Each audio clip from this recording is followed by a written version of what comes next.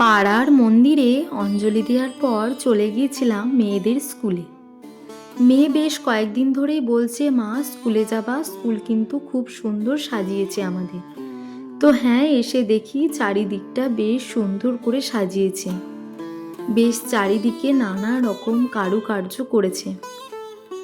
তো ওদের এবছরের থিম ছিল স্কুলে বন্দনায় বসুন্ধরা। সমস্তটাই করেছে প্রকৃতিকে নিয়ে। গাছ কাটতে দেওয়া যাবে না, চারিদিকে সবুজ গাছপালা লাগাতে হবে, এই সব যে ভাবনাটা সত্যি অসাধারণ লেগেছে। আর এই সমস্ত কাজগুলো করে স্কুলের ছাত্রছাত্রীরাই। আর এই ভূতটাকে দেখে তো আমার মেয়ে প্রথমে খুবই ভয় পেয়েছিল। এত সুন্দর বানিয়েছে, সবটাই কিন্তু পলিথিন প্যাকেট দিয়ে। তারপরে এই যে আমার মেয়ে তার ক্লাস দেখাতে চলে এসেছে, কোন ঘরে তার ক্লাস হয়। এই যে আমি বারবার বলছিলাম তুই কোথায় ক্লাস করিস, তাই আমাকে দেখাতে এসছে এই পাকা বুড়িটা। তারপরে চলে এসেছিলাম যেখানে হল ঘরে পুজো হয়েছে। ওদের পুজোটা হয় প্রার্থনা কক্ষে। আর এত সুন্দর প্রতিমাখানি হয়েছে দেবীর, মা সরস্বতী যেন স্বয়ং বিরাজমান।